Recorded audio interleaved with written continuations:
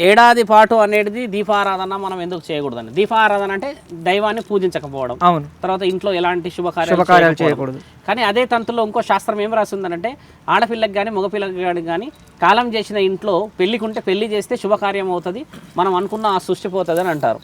అంటే చనిపోయిన వార్త ఇన్ని ఆ దహన కార్యక్రమాలన్నిటికీ ఉన్న నియమాలు తప్పుతాయని అంటారు. మరి అలాంటప్పుడు ఆ ఇంట్లో శుభకార్యం చేయడం అనేది ఒక మంచి మార్గం ఉన్నట్టే కదా. నెలకు కావచ్చు, 2 రోజులకు కావచ్చు, 2 నెలలకు కావచ్చు ఆ కార్యక్రమం. ఎందుకు అలా ఉంటారు అని అంటే మిత్రమా, ఒక మానవుడు జన్మించడానికి ఎన్ని నెలలు పడుతుంది మీకు తెలిసి? గర్భం దాల్చిన తర్వాత సుమారు 9 నెలలు పడుతుంది. అంటే మానవుడు పుట్టడానికి 9 నెలలు పట్టిందిగా శంకర. కాబట్టి పరమాత్ముడు ఆజ్ఞ తీసుకోవడానికి మళ్ళీ 9 నెలలే. అంటే 9 నెలల వ్యవధి దాటి మళ్ళీ 9 నెలల తర్వాత ఇప్పుడు 10 నెలలు 11 నెలలు ఎప్పుడైనా సరే ఒక శిక్షని మనం అర్హతకి తీసుకొని ముందుకు వెళ్ళొచ్చు. అర్థమైందా మిత్రమా? 9 నెలలు తర్వాత 12 నెలలు 10 నెలలు తర్వాత 11 నెలల్లో మనం ఏడాదికి సంబంధించిన చేస్తూ ఉంటాం కార్యక్రమాలు. అంటే ఫస్ట్ ఈ డెత్ యానివర్సరీస్ అని పెడుతూ ఉంటారు. అంటే ఈ సారఫుల్ యానివర్సరీస్కి ఏంటంటే వాల్యూ ఎలా వచ్చిందంటే మిత్రమా, ఎక్కడా కూడా 11 నెలలకి 10 నెలలకి అని చెప్పి రాసి పెట్టలేదు. బాగా గుర్తుపెట్టుకోండి. మానవుడు చనిపోయినాక 3వ రోజు తర్వాత 11వ రోజు చేసిన దానికే తంతు అక్కడి వరకే జరిగిందే. కానీ 11 నెలలు 9 నెలలు అనేది మానవుడు పెట్టుకున్న ఒక నియమం. కాబట్టి దానికి పరమాత్ముడు కూడా విలువ ఇచ్చాడు, ఎక్కడ తక్కువ చేయలేడు కదా.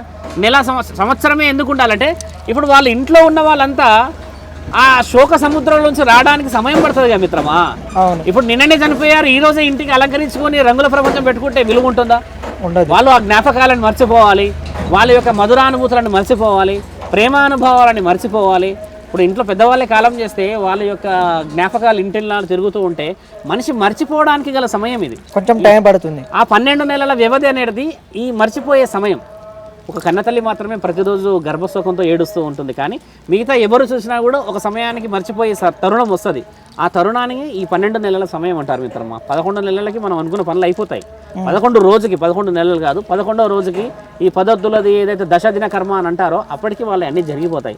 మిగతాది వాళ్ళని మర్చిపోవడానికి చేస్తున్న ప్రక్రియ మిత్రమా. కొంతమందికి డౌట్ ఏంటంటే, మేము 6 నెలల వరకు చేయకూడదు, మేము 3 నెలల వరకు చేయకూడదు దీపారాధన, అసలు దేవుడిని పటాలని ముట్టుకోవద్దు, దీపారాధన చేయకూడదు అనేసి వాళ్ళ ఒక అపోహలో ఉంటారు కదా.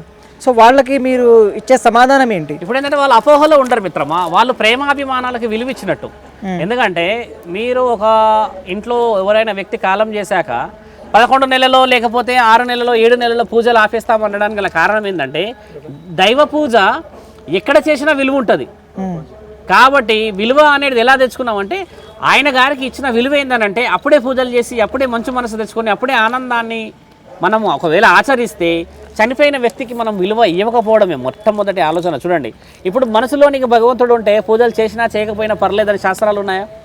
మరి అలాంటప్పుడు దీపం పెడితేనే పూజ అవుతుందని ఎలా నమ్ముతారు?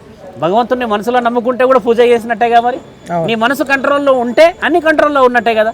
అలాంటప్పుడు నువ్వు భగవంతుని మనసులో కూడా పూజించకూడదు. నువ్వు అలాంటప్పుడు దీపాలు పెట్టేది ఒక తంతు కనబడడానికి పెడితే మనసు నుంచే నువ్వు భగవంతుడిని పూజించకుండా ఆపాలి. అలా చేయగలవా? నువ్వు ఖచ్చితంగా వెళ్ళవచ్చు. ఎందుకు వెళ్ళవచ్చు అని అంటే మిత్రమా, నిద్రలు చేస్తారు.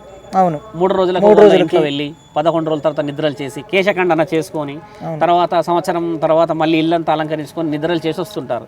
నరసింహస్వామి గుడికే వెళ్ళాలి అని అంటారు కొంతమంది ఇలవెల్పుల గుడికి వెళ్ళండి అంటారు. లేదంటే కొంతమంది అంటారు శివాలయానికి వెళ్ళి నిద్రపోయేసి వద్దామంటారు. దీనికి విలువ ఎందుకు వచ్చిందంటే మిత్రమా, గుడిలోకి వెళ్ళడం చేత మన యొక్క శరీరం మనం పోయినప్పుడు నిద్ర చేసినప్పుడు ఒక పుణ్య కార్యక్రమానికి చేయాల్సిన కార్యక్రమానికి అర్హత తీసుకున్నట్టు. ఇప్పుడు రేపటి రోజు ఏదైనా మంచి కార్యక్రమం చేయాలంటే నువ్వు గుడిలోకి వెళ్తేనే కల్మషం లేని మనిషి పోయి కడుక్కొని వస్తావుగా, గంగా స్నానం చేసుకొని వస్తావు కదా. అదే వేరే వాళ్ళ ఇంటికి వెళ్తే ఆ పుణ్యం రాకపోవచ్చు కదా. గుడికి వెళ్ళిన వాళ్ళైతే తప్పు పట్టరు కదా. ఇవి శాస్త్రాలు చెప్తున్నాయి కదా. 3 రోజులకు 4 రోజులకు అయితే నిద్ర చేస్తారు కదా. కాబట్టి ఏంటంటే అలా వెళ్ళడానికి గల ముఖ్యమైన కారణం ఏంటంటే, శరీరము తర్వాత ఆత్మ పవిత్రతని మనం కాపాడుకున్న వాళ్ళమని రుజువు చేసుకోవడానికి దైవాధీనానికి వెళ్తున్నామ్మా.